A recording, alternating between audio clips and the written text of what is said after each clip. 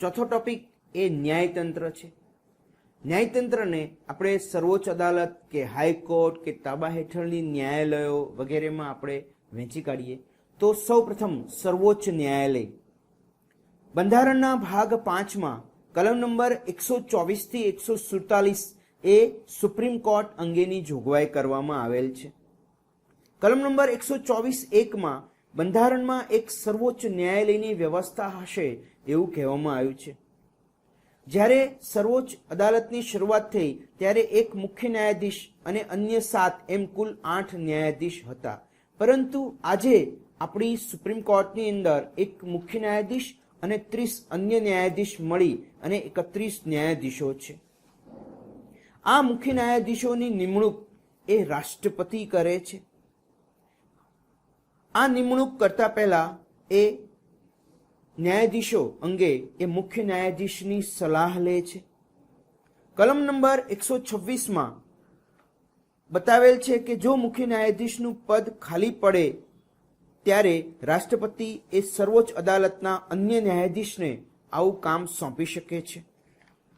કલમ નંબર 124(3) એ સુપ્રીમ કોર્ટના ન્યાયાધીશની યોગ્યતાઓ આપેલ છે. પહેલું, તે ભારતના નાગરિક હોવા જોઈએ. તેઓ સતત 5 વર્ષ સુધી કોઈપણ હાઈકોર્ટમાં ન્યાયાધીશ રહી ચૂક્યા હોવા જોઈએ. તેમની પાસે હાઈકોર્ટમાં 10 વર્ષ સુધી સતત વકીલાત કર્યાનો અનુભવ હોવો જોઈએ અને રાષ્ટ્રપતિના મતે તેઓ કાયદાના નિષ્ણાત હોવા જોઈએ. કલમ નંબર 124(2) સુધારો કરી અને હવે સુપ્રીમ કોર્ટના ન્યાયાધીશ એ 65 વર્ષ સુધી પોતાના હોદ્દા ઉપર રહી શકે છે તેવી જોગવાઈ કરવામાં આવેલ છે.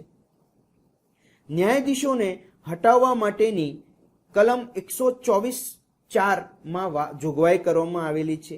તે અનુસાર ઇમ્પીચમેન્ટ કહેતા કે મહાભિયોગ પ્રસ્તાવ દ્વારા ન્યાયાધીશને હટાવી શકાય છે. કલમ નંબર 124(6) સર્વોચ્ચ ન્યાયાલયના ન્યાયાધીશને રાષ્ટ્રપતિ અથવા તેમના દ્વારા નિયુક્ત કરેલા વ્યક્તિ એ શપથ લેવડાવે છે. હાલ સુપ્રીમ કોર્ટના મુખ્ય ન્યાયાધીશને 1 લાખ રૂપિયા પગાર અને અન્ય ન્યાયાધીશને 90,000 રૂપિયા પગાર મળે છે. સર્વોચ્ચ અદાલતના તમામ ન્યાયાધીશોને ભારતની સંચિત નિધિમાંથી જ પગાર આપવામાં આવે છે. કલમ નંબર 128 અનુસાર ભારતના મુખ્ય ન્યાયાધીશ એ રાષ્ટ્રપતિની પૂર્વ મંજૂરીથી તેને સર્વોચ્ચ ન્યાયાલયમાં ન્યાયાધીશ રૂપે કાર્ય કરવાની વિનંતી કરી શકે છે.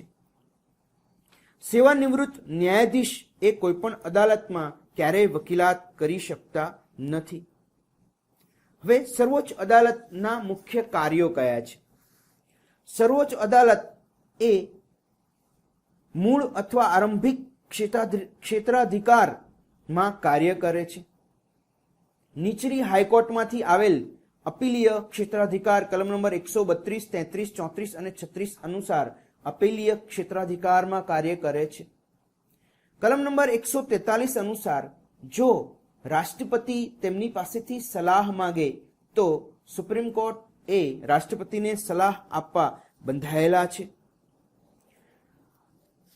સર્વોચ્ચ અદાલત એક નઝીરી અદાલત અથવા તો અભિલેખ ન્યાયાલય તરીકે કલમ નંબર 129 અનુસાર કાર્ય કરે છે.